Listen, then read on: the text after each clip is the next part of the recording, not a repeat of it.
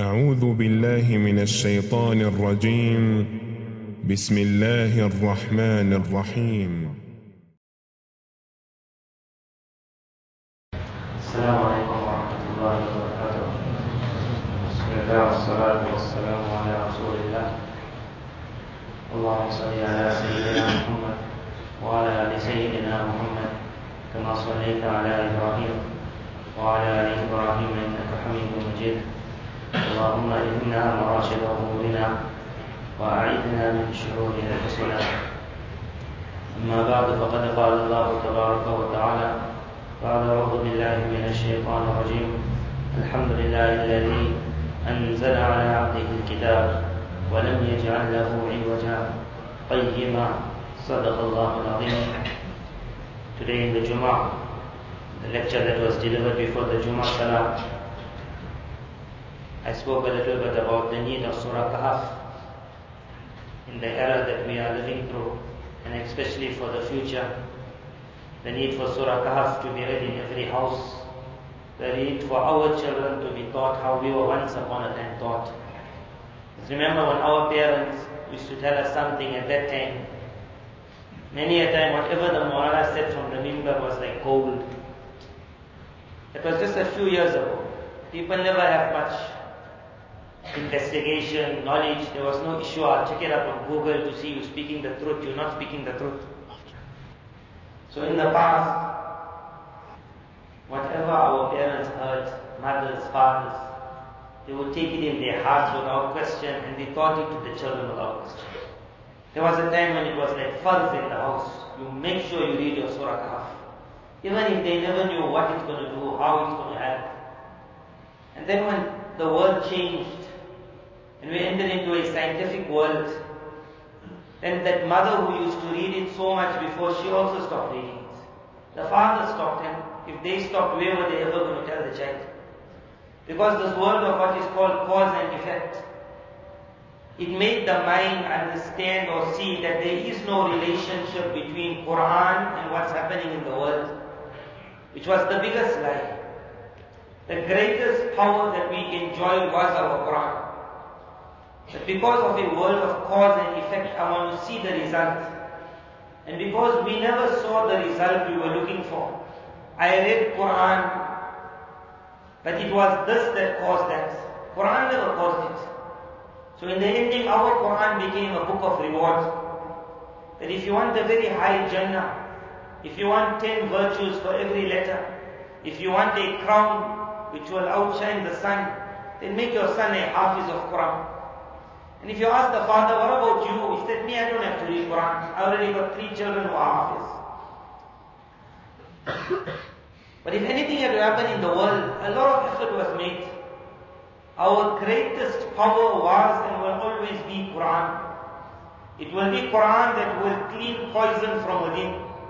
It will be the child who reads Quran when he's young. It will save him from kufr when he's old. You take away Quran from the child, you take away Quran from the town, atheism and then Satanism will fall in the town. Today me and you see problems. And we say, what happened to the boy? But if you go 7 years down the line, you will see from that time there was no Quran until now. As long as Quran is there, whatever filth comes. I mentioned this the other day, I will mention it again. Think about the power of Quran. It is mentioned in a hadith that when a person recites Quran on the earth, it shines to the inhabitants of the heavens, like how the stars shine unto us. Now this you'll understand if you go out tonight at about 12 o'clock, 1 o'clock, when there's a lot of stars in the sky. And it looks so brilliant, so beautiful. But that star's distance from earth is very, very, very far away. So what makes it that when I put on my lights of my car, even if it is the strongest lights on earth, if I'm in Johannesburg or if I am in Newcastle or if I am in Maritzburg, the light will not reach Durban. Why won't it reach? But the light of the star is coming all the way down to the earth. So the answer will be that the power behind that star that you're only seeing a twinkle, twinkle little star, but it's not little at all. That is a huge light. And if you have to go close to that light, the light will make you blind. It is very, very, very far away. But it is huge because of its size. No matter what the distance is, that light is traveling, traveling, traveling. And it travels so far until it comes to earth and here and you see it. And we just see what a light. But what a light it has to be. Now go the other way around. That 7-year-old boy opened up in his house a Quran to learn his sabaq for the next day. As he starts reading, what a light has to be created for it to now travel to the heavens. It can't be a small light. This is not a small star. That house becomes filled with light. The town becomes filled with light. When there is light, there is no darkness. When there is light, there is no rats. There is no scorpions. There is no snakes. When there is light, everything goes away. And when you put off the light, everything comes. When people speak about very difficult times are coming, Nabi Sallallahu Alaihi Wasallam already from the beginning told us, be ready for difficult times. And then he said, I'll leave something in your hands, that if you hold on to it, the floods of the times will never take you with it. He said, it is my Quran and my Sunnah. Whoever will hold on to this Quran, hold on to the Quran means become a man of Quran. Man of Quran means not only make my child hafiz of Quran for Ramadan, and to have one jalsa and everyone will say, MashaAllah, your son is a hafiz. And for the boy who's doing hifz, and for the parents whose children are becoming hafiz. I've said this in a few jalsas, that sometimes I say to the child graduating, where today is the happiest day in your life, it might also be the saddest day of your life. The reason is how much Quran you were reading up till now. I am scared from tomorrow you're not going to be reading so much. You're not going to read. Why? Because the purpose was memorizing and stopping. My work is done. If the purpose is putting up a shield, then that boy will say to his ustad that I finished my Quran, but I will continue coming to class. Because I know if I don't come in class, I won't read Quran. And if I don't read, then my shield won't stand. And when the shield falls, then the arrow hits. When the shield falls, the arrow hits. Allah said in Quran, وَلَقَدْ يَسَّرْنَا الْقُرْآنَ لِلذِّكْرِ. Indeed, we have made the Quran so easy for dhikr. Dhikr got a lot of meanings. One meaning is to memorize. One meaning is to take lesson. So let's take the memorize. It was Allah's gift that to memorize Quran, it happened in 1 year, 2 years, 3 years. But the completion of the gift was supposed to be that after you memorize my Quran, I will ensure you never forget my Quran. That's the completion of the gift according to me and you. Allah in His kindness made it the opposite. After you memorize Quran, I will continue pulling Quran away. Which Nabi Sallallahu Alaihi Wasallam said, hold on to this Quran, because it runs away like a camel. When Allah made it so easy to memorize, why did He not make it so easy to remember? He could have done it. After you memorize 3 years finish, you'll never forget. Quran's miracle could have happened. Why did the Hafiz have to have that worry of Taraweeh? Which is a worry that once one Ramadan finishes, he only eats nicely on Eid night. And again he starts thinking next Ramadan is coming. Is it not a burden Allah put on the Hafiz? On the Hafizah, she doesn't have to read Taraweeh, but she knows there are days when she can't keep a Quran. She can't read. Then when she gets pure, she has to worry. So they say, isn't that a burden? Why couldn't Allah make it easy to remember till the ending? It was Allah's gift that the only way He was going to keep this ummah falling back to the Quran, running back to the Quran, opening the Quran, is by putting the gift of forgetting. If there was no gift of forgetting, me and you will not read Quran. We would say, I know it, Ramadan will come, I'm on the Musalla. Our work is done. But during the year, there's no shield. Just Taraweeh itself wasn't going to protect the individual from the arrow that was going to be shot before Ramadan. Thus, Quran is a shield, but the shield has to be put up every day. When that boy finishes his Quran, he has attained the shield in his hand. He has a shield with which he can stop 1,000,000 arrows of the devil. But if he drops the shield, he also gets knocked. And for them to shoot a Hafiz of Quran, they are thrilled. That the one who had the shield, who could have saved everyone else, he also dropped it. We cannot forget the power of Quran, even if this world is called cause and effect. So the beginning of this was a kitab I had prepared a few years ago. At the moment it's out of print, but inshallah, the other day I took it out from the shelf and I'm thinking that it has to be reprinted.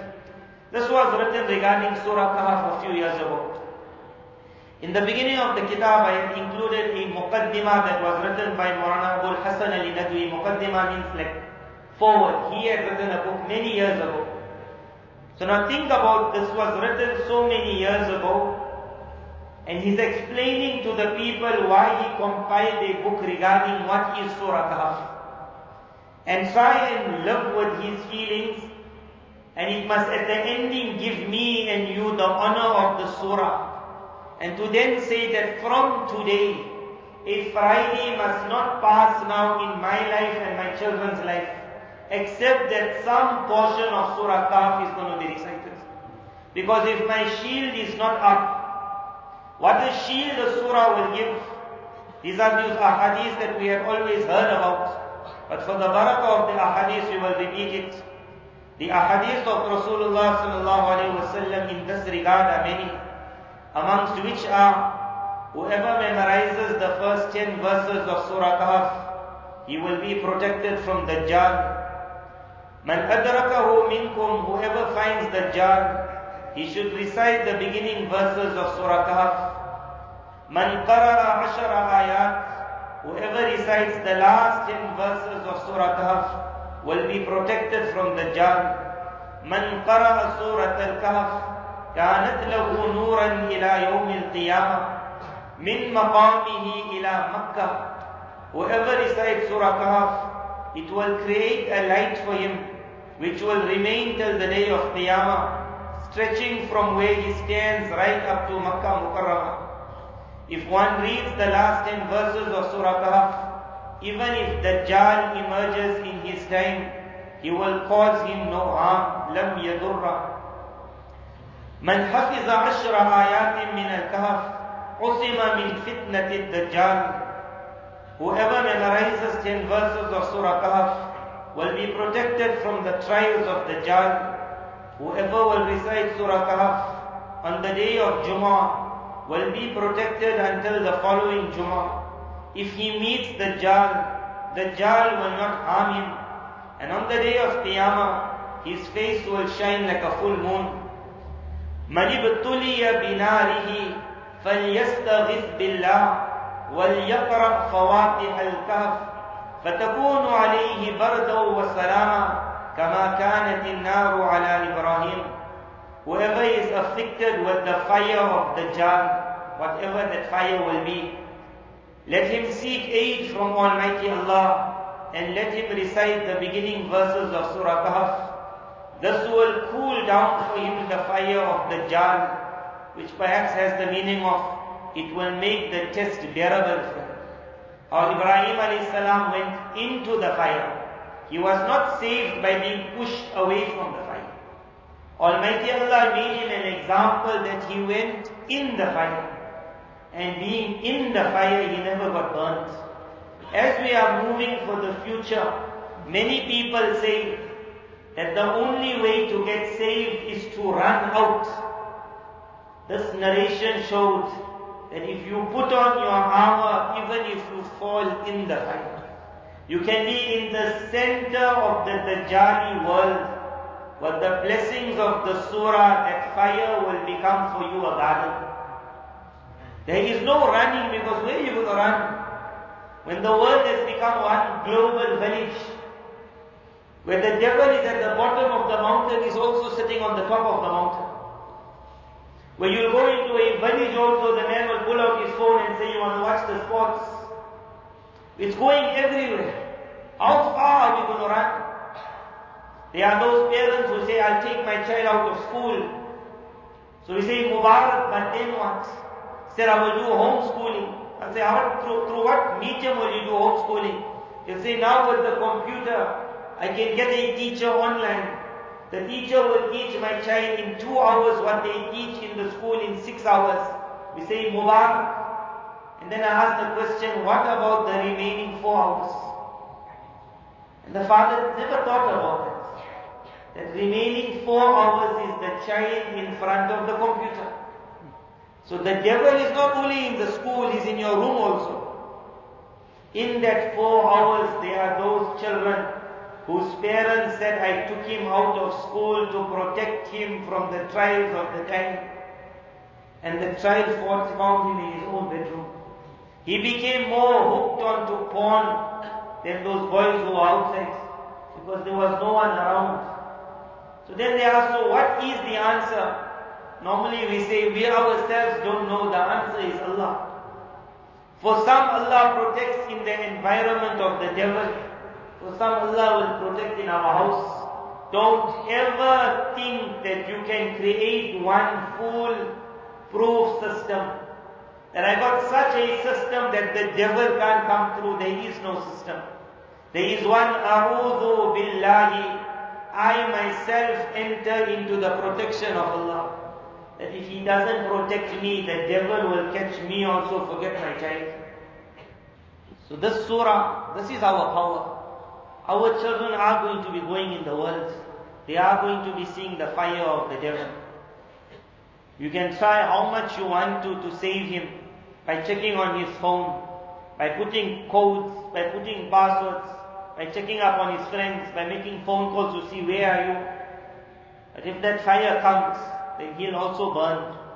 It is the power of Quran that may Allah give it to me and all of us and our children. May Allah make all of us that Ibrahim of the era. And even if the fire comes in front of me and you, and we pushed into that fire, and may Allah showed it one time, this narration said it will be done to others also. That if he finds the fire of Dajjal, it will become for him cool. This will cool down for him the fire of Dajjal. That is, it will make the test bearable, as the fire had cooled for Nabi Ibrahim alayhi salam. These are but a few of what has been narrated concerning the strength of the surah. Very few have, however, ventured into offering an explanation as to why the surah in particular has been singled out as a unique spiritual potion against the evils of Dajjal. And thereafter I made mention of a few ulama who had done this. This book has also been written in that light. Then with regards to what Moulana Abul Hassan Ali Nadwi rahimullah wrote, when he compiled a few risalas, paragraphs, and then he made it into a book, he chose a beautiful name for his kitab. It was called As-Sirah. Sara'a yusari'u means like a battle, a competition, a wrestling match. That sometimes you push me down, I'll sometimes push you down. He said the match As-Sirah bain al-Iman wal-Mahdiyat. He said this is a match between, the English later on put it in this manner, the title was Faith versus Materialism. Faith versus Materialism. Now think when he wrote this title.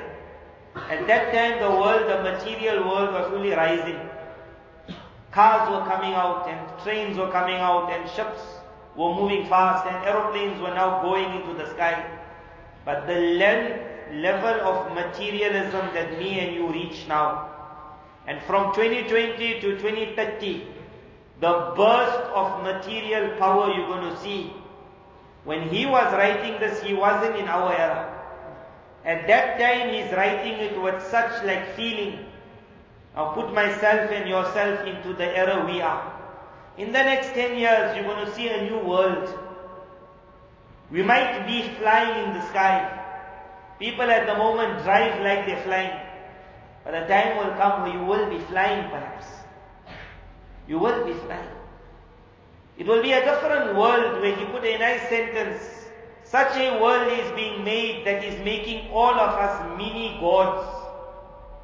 Making all of us mini gods. That I have so much power at my finger. There is no need for me to say Bismillah, the work is already done. There is no need for me to say Inshallah, the work is already done.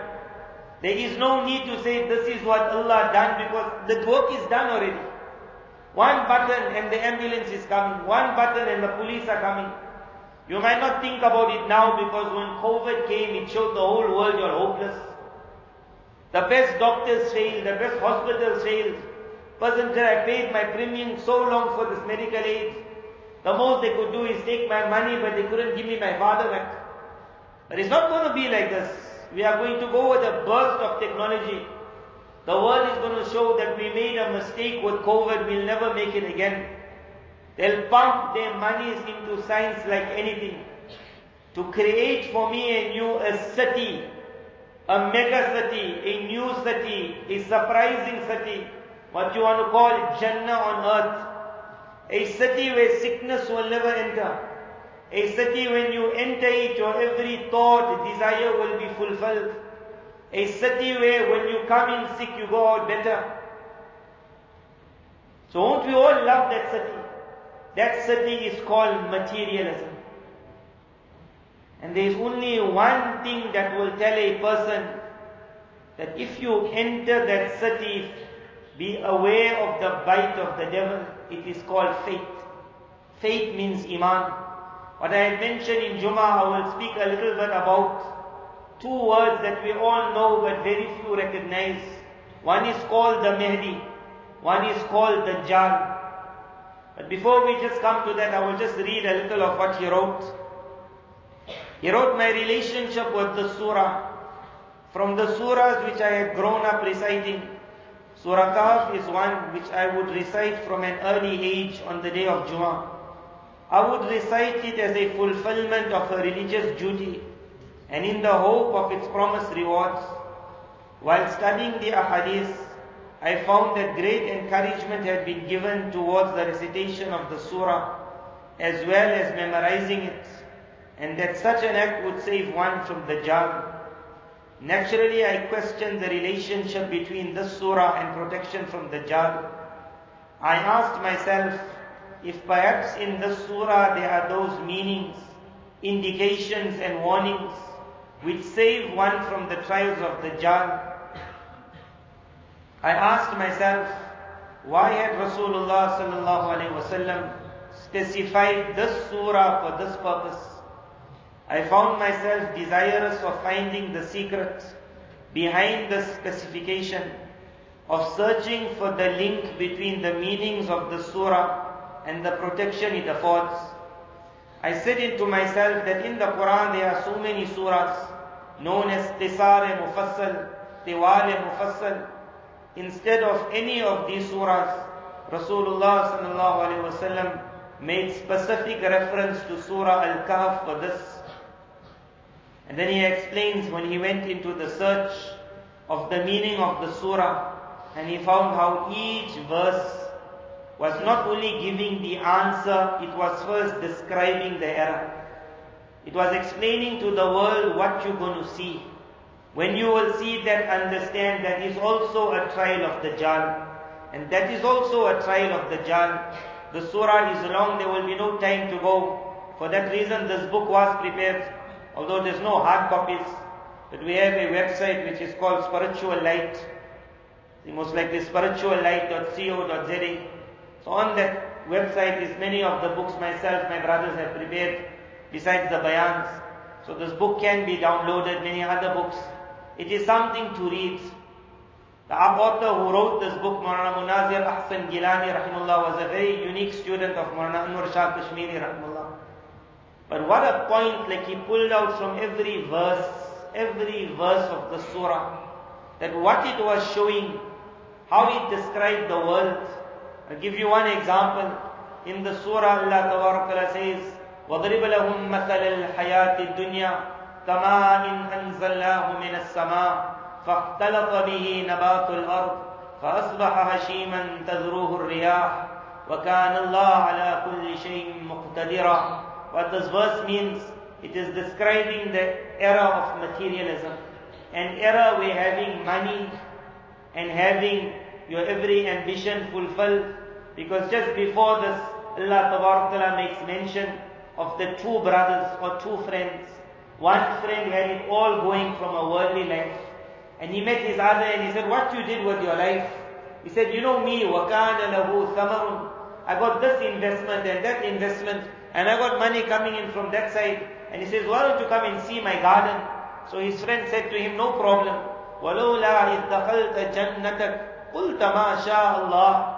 That the only thing I'm asking you is when you entering your garden, when you entering your enterprise, when you entering what you thought you built. His friend said to him, "There's nothing wrong with having money, but materialism is different and money is different."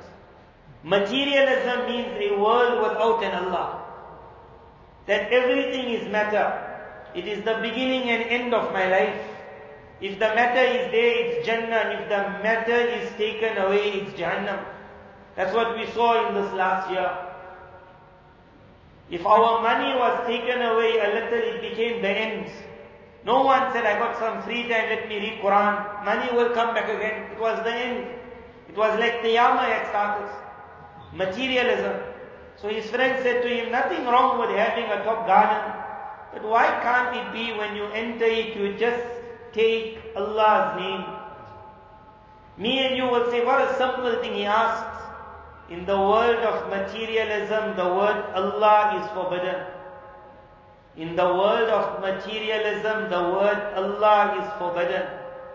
That is why in recent times, in certain parliaments, by the grace of Allah, certain ministers started taking the name of Allah. We are speaking of Muslim parliaments.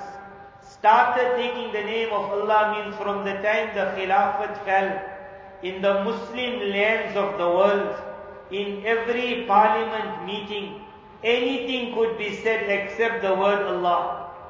Forbidden in constitutions, you will not speak about Allah.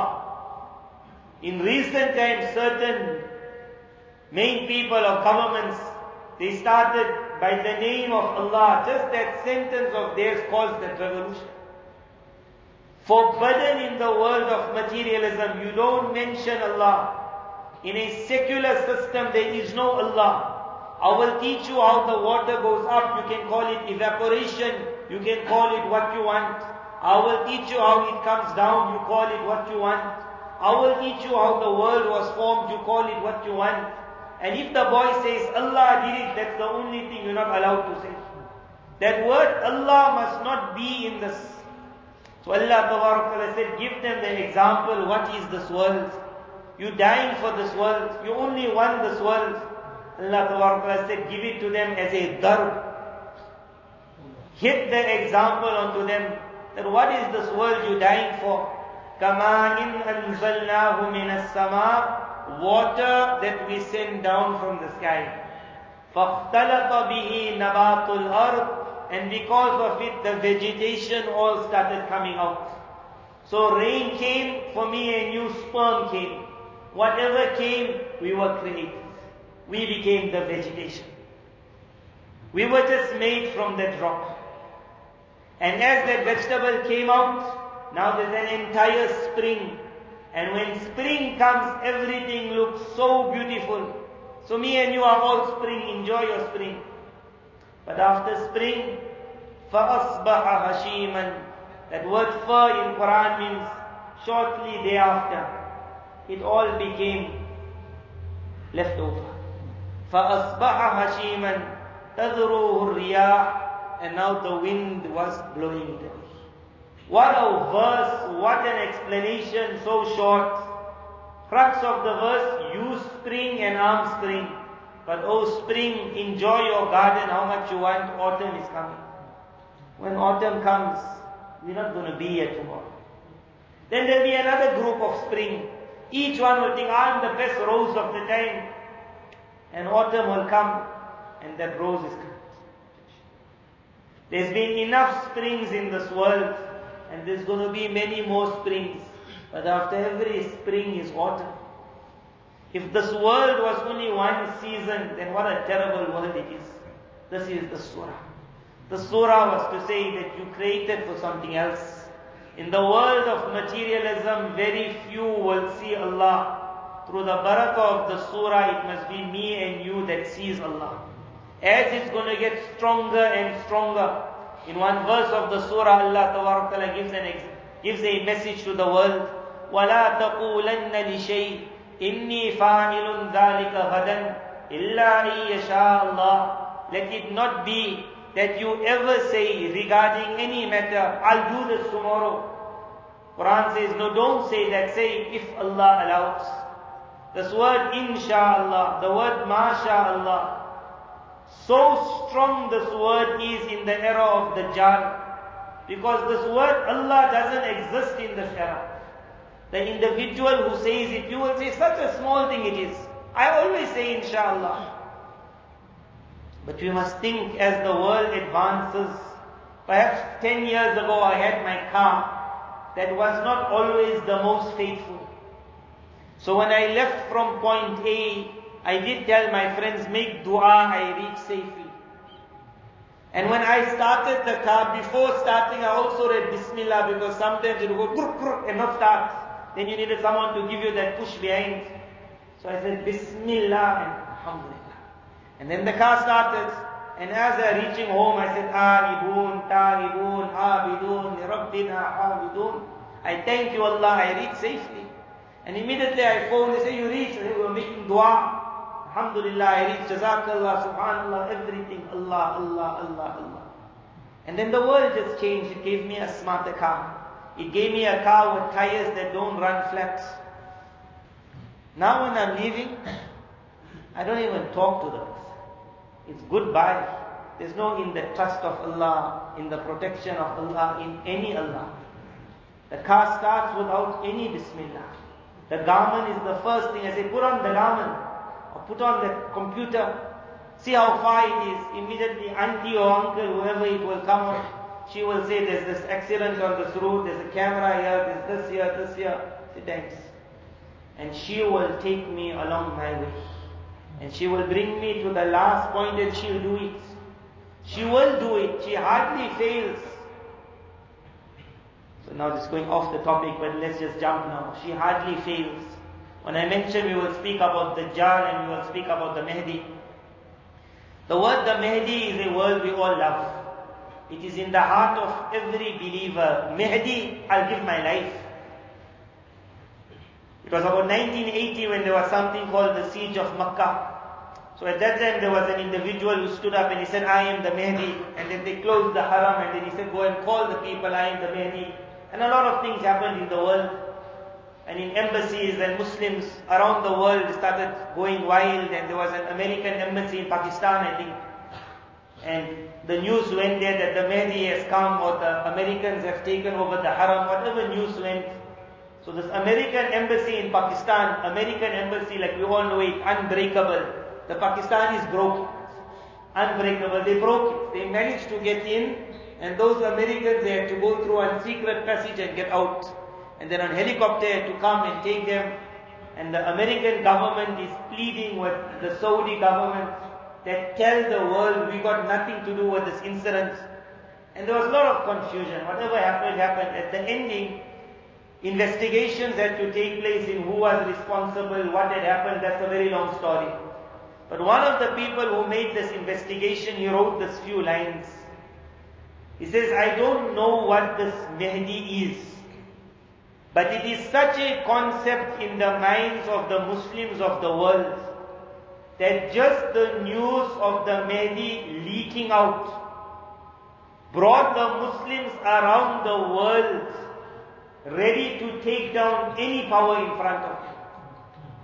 He says this was at such a time when there was no media like what we have today. So he says, I don't know what the result will be if in a time where the media is as fast as it is today. But this he wrote about 20 years ago. He wrote this about 20 years ago. That time it seems things are also going faster. Imagine today one message on WhatsApp, the Mahdi is out. He says, I do not know what will be the result of the world if in today's time that word, the Mahdi, has to leak. It will make the Muslims around the world become. This is the love that Allah put in the hearts of the believers for the word Mahdi. And that is a Mubarak love.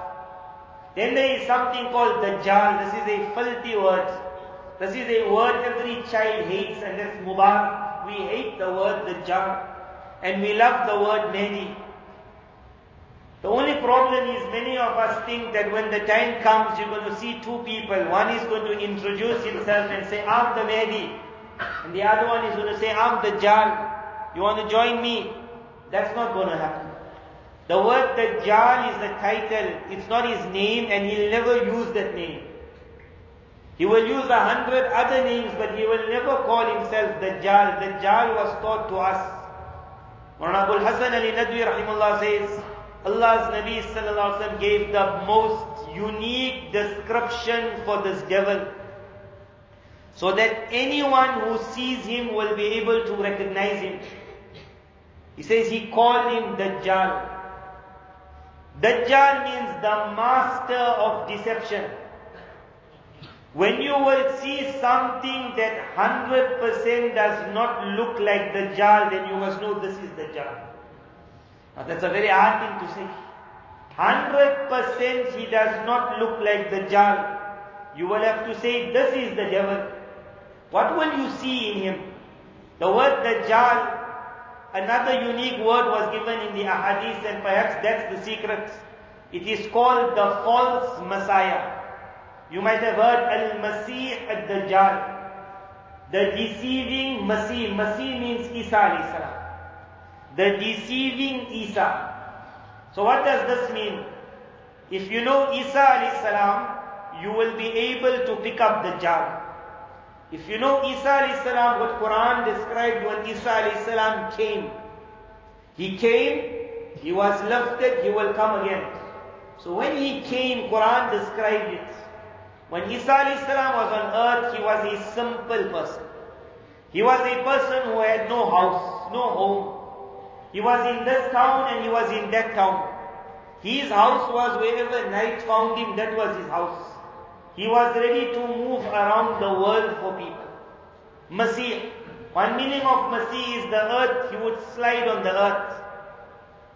Moving around everywhere for the sake of humanity. That was Messiah.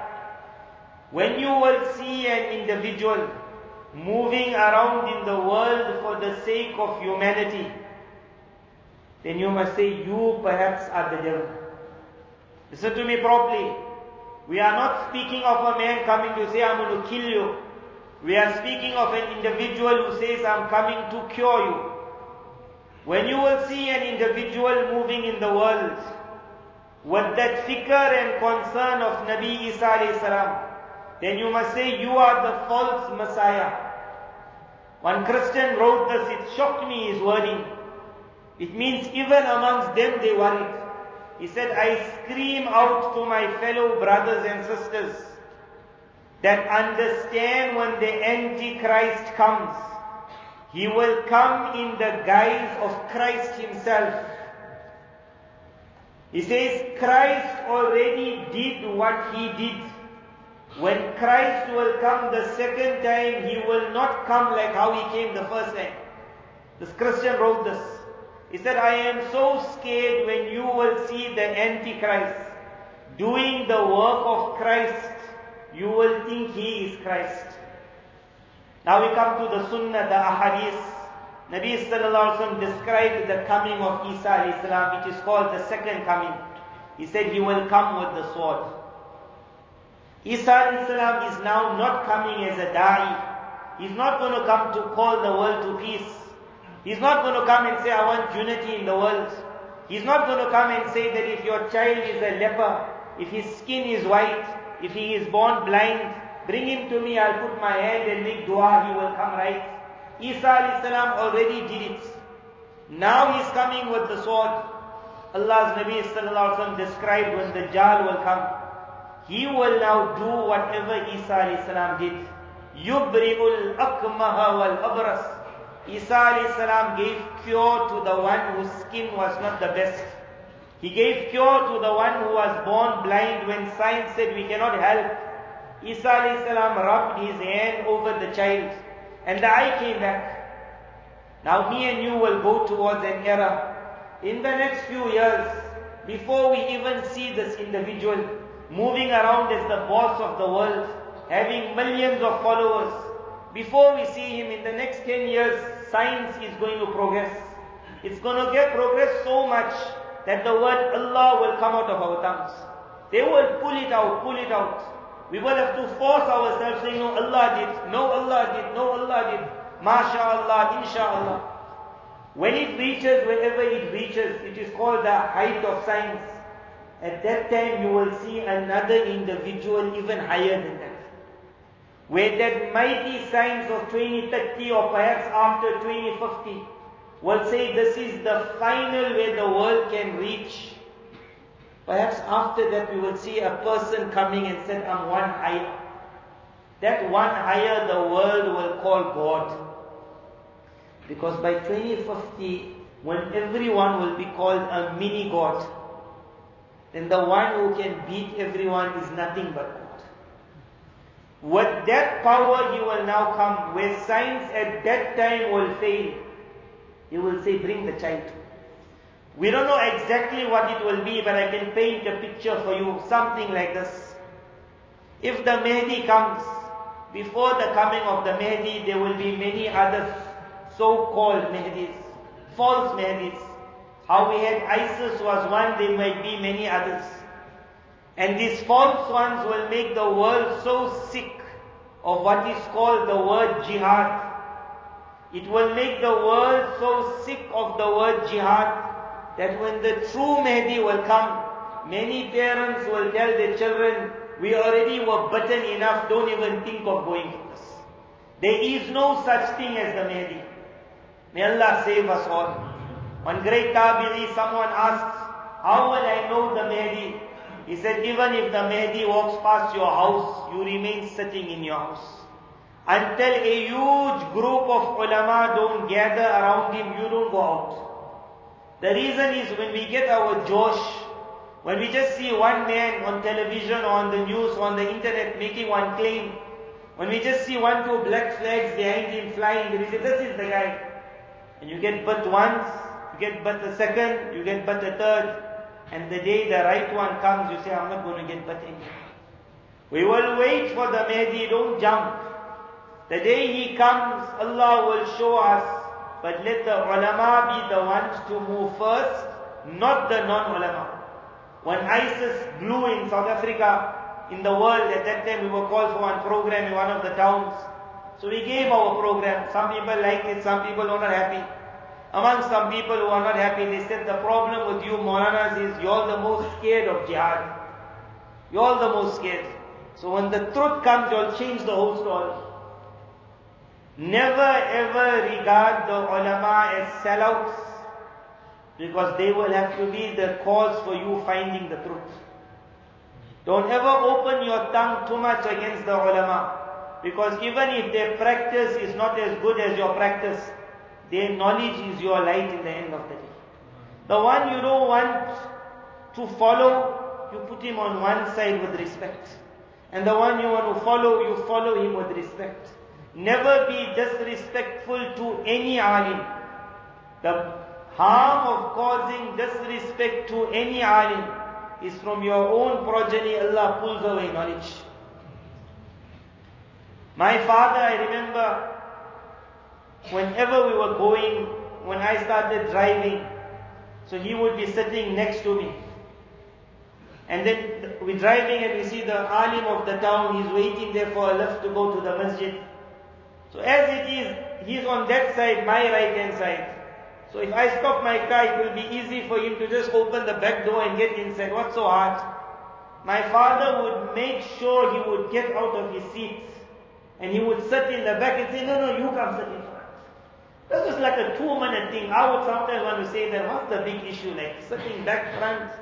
For him it was impossible for an alim to be behind. Alim is there. In the barakah of the respect that he showed to the alim, at that time in our family there was no talk of becoming an alim. No talk at all. He showed respect to ulama, Allah made the whole family alims. Don't ever be disrespectful to any alim. At the moment the world went in that direction, everyone started shooting. When you lose respect for ulama, the day his knowledge you will need it to show you the path, there will be no knowledge. You will say everyone is a sellout, everyone is a sellout, but then where are you going to go? The one you don't want to follow with respect, you put him on one side and kiss him. And the one you want to follow with respect, you follow him. You show respect to the people of knowledge, even if their practice doesn't match up to what they're supposed to be. Allah will create the true ulama in your progeny. Show disrespect to the ulama. Even if your father was the alim of the ulama, knowledge will be pulled out of your progeny. He said, as long as a group of ulama don't gather around him, you just sit in your house. That is the Mahdi. When the war will burst, when the war will start, does the world love war? No one loves war. When war will start, ships will not be moving how it's moving, because of which the world will go in an economic meltdown. That cars that were coming and you were using it and selling it now no longer will be coming. Perhaps as the truck ship is coming with cars, the whole ship will get bombed. You will say, my rosy is there, my whole sustenance is there, all gone. That container coming with your phones to sell, that container coming with whatever you have to sell. When war will start, the war will blast. In that blast, your entire empire might crumble. At that time, if your material wealth is more important than your iman, you might even curse the Mahdi. Because you won't know he's the Mahdi. You will just see a Muslim leader calling for Muslims to stand up against Europeans. So the war will start. It will be a European war against an Islamic state. Look at that word. When ISIS had to choose a name, what a name they chose. Islamic State. That was nothing to do with the Islamic State. But it made this word so rotten, Islamic State, IS, that the day the world hears Islamic State, they'll be ready to spit out. The fear is when the Mahdi comes, at that time it will come with difficulty. It will come with, are you ready to sacrifice? It will come, your business will have to suffer. At that time, if we have this true love of the Mahdi, may Allah make it, we will say it's worth it. If Islam has to rise and my business has to collapse, I will say to Allah, Inna lillah wa inna ilayhi raji'un. And if Islam has to rise, the flag has to rise and my business has to go, let it go. But there will be many at that day when they will hear that ship was blown. And they will curse the leader who caused it to be blown. Because he will say, he destroyed my entire business. So on that side the battle will be on. Then as bombs are hitting each other, there will be many crippled. There will be your child perhaps or my child. May Allah give us all afiyah. But when war is going to break, there is going to be calamity. There's going to be loss of life. While the European and the Muslim world is fighting like anything, at that time in between, he will not be European, he will not be Muslim. He will be the caller for world peace. He will be screaming at the top of his voice, can we not stop this war? Christians will be running to him and say, you are the man to stop it. A young woman will be bringing a child who was knocked with a bomb. He will say, look at this child. Perhaps there will be screams on him at that time. Perhaps the world will be looking on television. They will be crying. This will not be a joke. This will not be a lie. Why we went on to this, that word I said, so perfect he will do it. He will put his hand, remember his hand is the hand of Isa alayhi salam. He will put his hand over the broken leg of the child. And as he will rub it, and on the whole world will see on a screen that child's leg comes right. He will not say, you are a Muslim child, I won't help you. He will want to help the Muslim more than the non-Muslim. When that hand will go, the leg will come right and the iman will collapse. That mother will fall for him, the child will fall for him. Thousands of people who are watching will fall. They'll say, if you want to follow, this is the man. At that time, if the ulama say, this is the Antichrist, the people will say, are you mad? This is the man who saved my child. When medicine will be able to deliver its results to 100% perfection, then you must know the doctor on the other side is the devil. We're only starting the game, but already when we're screaming out to people that if you're sick and you heard of some unique doctor, you heard of some unique person who came in the town, who just does 1-2 miracles and everything gets right, and they ask, is it halal? And we say to them, we can't say it's haram, but we are so scared that when you're going to go to the person and he's going to cure you, after that you will never ask me again, is it halal or haram? He will cure you perhaps in a halal manner, and then you will advertise to another 20 people. When you ask that individual, who taught you how to do this unique cure, that you can enter my mind, and you can go in my body, and you can move around, and you can fix up some things. The person will say, one Jew. One Jew, some Jew. That word some Jew doesn't some Jew, it's some Jew. Where did the Jew learn this thing? He learned it from some power. Who is that power? The person say, what difference it makes? I'm getting you cured. You say, it makes a very big difference because you have saved my material world, but you took away my faith. Took away my faith. If already today Muslims, we are begging them, if you got a headache, live with your Panado. Live with your Panado instead of going to that one doctor who can rub his hand over like this and every headache goes away. As that hand is running, it's wiping away Iman also. The false Messiah means the false Messiah. When you will see a man doing the work of Isa alayhi salam, the kindness of Isa, the miracles of Isa alayhi salam, Isa alayhi salam, وَأُنَبِّئُكُمْ بِمَا تَأْكُلُونَ. He said to the people, I'll tell you all what you're eating, and I will tell you what you are storing. وَمَا تَدَّخِرُونَ فِي بُيُوتِكُمْ. When me and you will see that fortune teller, already we collapsing. When one amil comes, Muslim, non-Muslim, one we see one advert there, one Moulana so and so will help you, you want to win the lottery, come to him. People are even going for that. That person got no deen, Muslim or non-Muslim. But if he can be on target, if he can tell you if you dig in a certain place in your house, you will take out hair. The question is, who put the hair there? So he will say, your mother-in-law put it there. Where your mother-in-law managed to dig, she can't even bend. Someone put that hair. Normally we will say, the one who told you where the hair is the one who put the hair. The one who told you where the hair is the one who sent the hair. When you will start going to these people, Allah's Nabi sallallahu alaihi wasallam said, whoever goes to the fortune teller, he has now left whatever I brought. What was meant by that? When you will go, they'll grab you. They will tell you the truth. And when you become theirs, it will be nothing but lies after that. The era of Dajjal is going to be like this. Power, the knowledge of the unseen, remarkable things. He will be a master of everything. Not like what me and you thought, Dajjal, bad, evil, kind, loving, curing, helping. He will go to a person, Muslim or non-Muslim, he'll make no difference. He will say, you are suffering for so many years, why don't I help you? He will have so much of barakah as he will leave that land. Allah's Nabi sallallahu alayhi wa sallam said, the man will see his 10 animals becoming fat. They will say, Shaykh, what barakah you brought? What barakah? Who doesn't want to see his 10 animals becoming fat? So much barakah.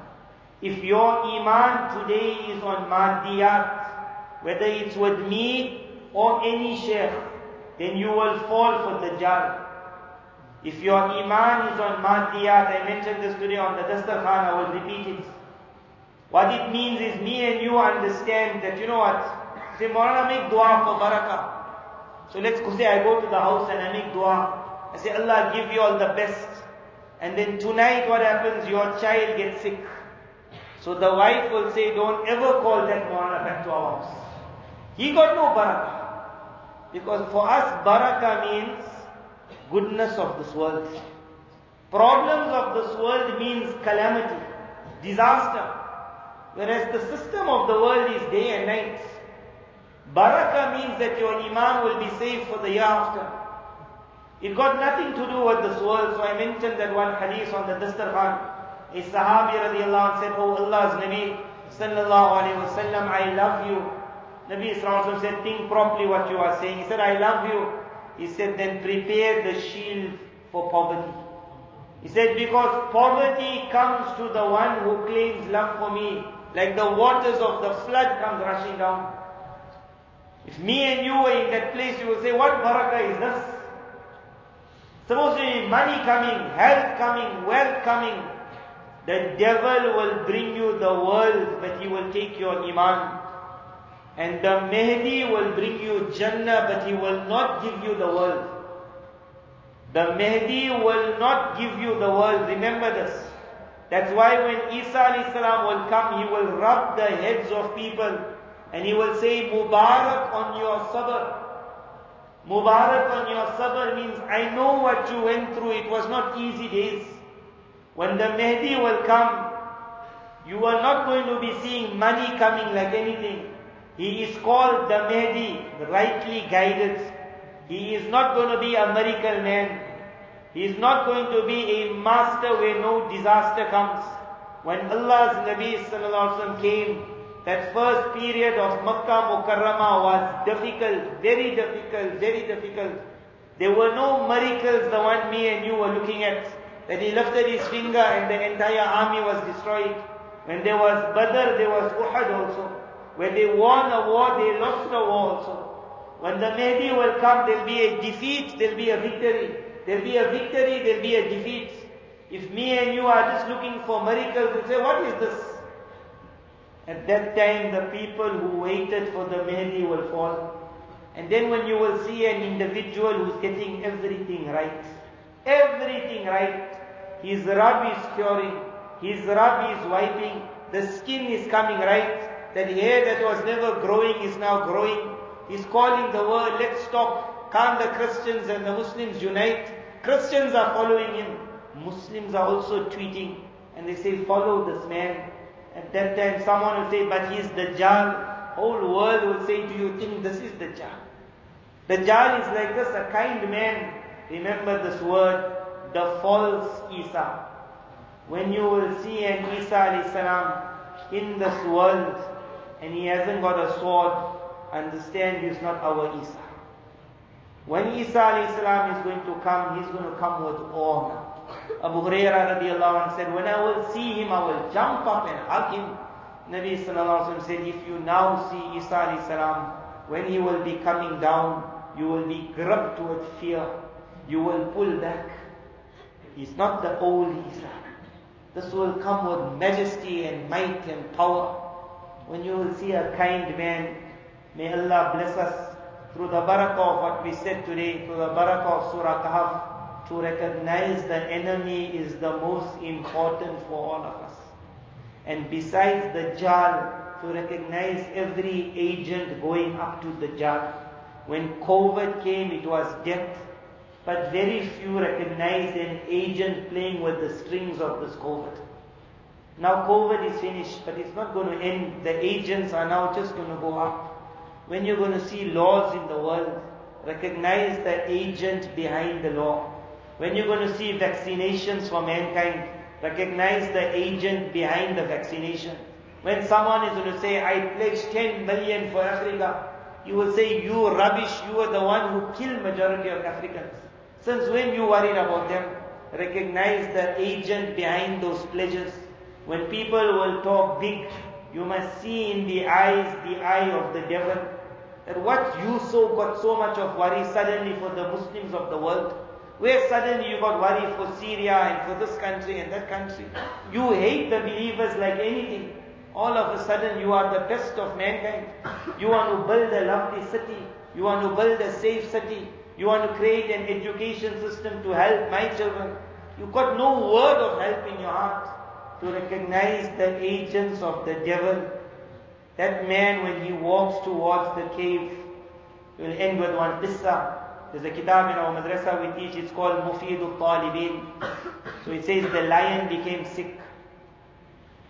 So he thought of a plan that since I can't go hunting anymore, the only way is to invite the people of the jungle. That can't you come and visit your king? He has made tawbah. He made tawbah, no more he's going to hunt. He wants to ask everyone for maaf, come in. So as the animal comes in, then obviously what the lion is going to do. Mubarak on your coming, and then one bite and finished. So one animal came in, another animal came in. They say finally the fox came. But the fox was not entering the cave. So the lion from inside says, "Oh fox, like what you doing outside? Enter for my ikram. I can look after you, I can honor you." He says, "I see a lot of footprints entered your cave. But I am not seeing any footprints coming out, so it must be a very crowded cave. Let me wait for all your guests to leave first, then I'll come in." Many are being caught with the bite of the devil, many. If you have the eye, and may Allah give us all the eye. When you will see someone being bitten, then be that fox that says, "I'll stand outside the cave." Because when people are entering in, we're not seeing them coming out. They are being pulled in. There was a time when I spoke about Freemasonry. The first time I mentioned it, someone said this is unreal. The second time in that same locality I mentioned the word Freemasonry, someone came and said to me, just the other day someone in the school came and told me, "You don't want to become a Freemason." This was about 5 years ago. Now at the moment Freemasonry is advertised like anything. They even say, who said you can't be a Muslim and a Freemason? It can go together. Be a Freemason Muslim. That's happening, and it's going very fast.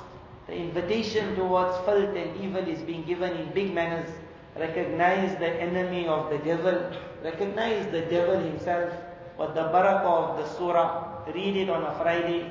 May Allah Tabarak Ta'ala make it that we read it and the powers of the surah come in us. That even if the fire comes, it becomes a garden for me. I am able to defeat the devil. I am able to defeat the Dajjal. The surah has given us so much of power that we are the warrior of the time. Our Quran has given us that power. Now when this boy will be graduating, we will make dua after that. Everyone will make dua. Always we make dua normally. Allah give his parents honor. Allah give his parents this. Allah give his parents that. I want all of you all to make your own dua. What dua? That Allah make all of us people of the Quran. Because I also need the shield. I must also be reading Quran. And lot of Quran. And lot of Quran. And every day it must go more than what I'm reading yesterday. Because every day the fitnah is getting worse. The shield has to become stronger. May Allah Ta'ala accept this dua on behalf of all of us. May Allah make us all min Ahl al-Quran, from the people of Quran. Wa akhiru da'wana alhamdulillahi rabbil alamin.